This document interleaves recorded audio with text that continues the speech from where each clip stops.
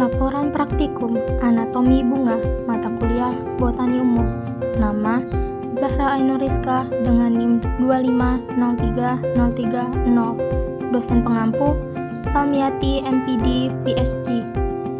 Program Studi Teknologi Pasca Panen Institut Teknologi Perkebunan Pelawan Indonesia 2026. Latar belakang: hampir semua tumbuhan yang tergolong spermatophyte memiliki bunga. Hanya saja, kadang-kadang bunga tersebut memang terlihat seperti bunga yang dikenal khalayak umum. Namun, tidak sedikit struktur bunga tersebut terlihat tidak biasa, sehingga kadang-kadang orang menyebutkan bahwa ada beberapa tumbuhan yang tidak pernah berbunga. Bunga adalah salah satu organ reproduksi pada tumbuhan. Kemunculannya terjadi sebelum tumbuhan tersebut mati, yang nantinya akan menjadi alat yang menghasilkan individu. Pada bunga inilah terdapat bagian-bagian yang setelah terjadi peristiwa-peristiwa yang disebut persarian atau penyerbukan, dan pembuahan akan menghasilkan bagian-bagian tumbuhan yang kita sebut buah, yang di dalamnya terkandung biji, dan biji inilah yang akan nanti tumbuh menjadi tumbuhan baru. Tujuan praktikum: setelah melakukan praktikum, mahasiswa diharapkan mampu 1. Mendeskripsikan struktur dan bagian-bagian bunga. 2. Menjelaskan perkembangan bunga. 3. Membuat rumus dan diagram bunga. Adapun alat yang digunakan pada praktikum kali ini adalah kertas label, silet, tisu, mikroskop cahaya, glass beaker dan pipet tetes, serta preparat dan cover glass. Adapun bahan yang digunakan pada praktikum kali ini adalah bunga mawar, bunga melati Cina, bunga telang, bunga alamanda, bunga kertas, dan bunga kembang sepatu, di mana masing-masing bunga diambil bagian mahkota, dasar, tangkai, kelopak, putik, dan benang sari. Cara kerja pada praktikum kali ini adalah: yang pertama, siapkan alat dan bahannya, kemudian bersihkan alat yang digunakan seperti mikroskop cahaya, silet, glass beaker, pipet, serta kaca objek dan cover glass. Kedua, ambil sampel yang akan digunakan, mulai dari mahkota, kelopak, dasar, tangkai, putik, dan benang sari. Diiris setipis mungkin dengan metode melintang dan menggunakan silet yang steril dan tajam. Ketiga, letakkan sampel di atas kaca objek, lalu berikan sedikit air dengan pipet tetes dan tutup dengan cover glass, lalu beri label pada setiap sampel yang akan diamati.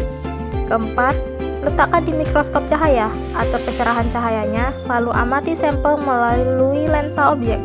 Setelah itu, foto sampel melalui lensa objek. Kelima, lakukan hal yang sama pada sampel berikutnya.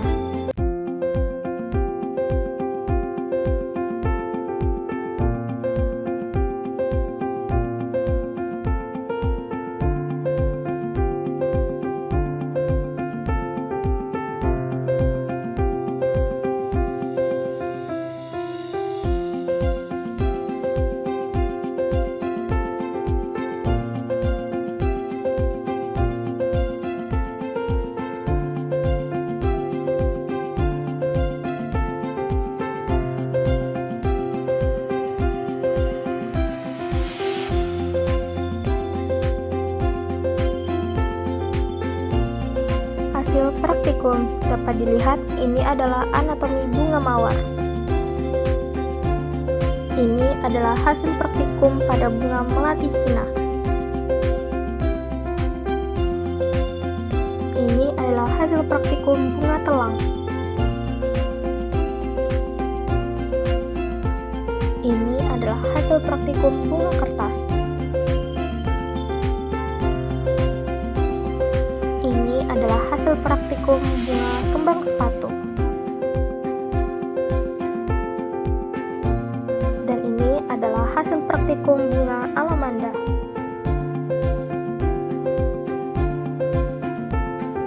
Pembahasan: bunga merupakan organ reproduksi pada tumbuhan angiosperma yang tersusun atas berbagai jaringan dengan fungsi yang berbeda-beda. Pada tumbuhan, khususnya bagian mahkota dan putik, seperti yang diamati pada preparat melati Cina, terdapat beberapa jaringan utama, yaitu epidermis, parenkim, jaringan pengangkut, stomata, serta jaringan penguat. Setiap jaringan memiliki peranan yang penting dalam menjaga struktur, melindungi organ tumbuhan, dan mendukung proses reproduksi tumbuhan. Menurut Jenita dan Ermayanti 2025, epidermis berfungsi melindungi jaringan di bawahnya dari kehilangan air, gangguan mekanis, serta serangan mikroorganisme. Pada mahkota bunga, epidermis biasanya tanpa transparan dan dapat membentuk papila yang membantu memperindah warna bunga dan menarik serangga penyerbuk.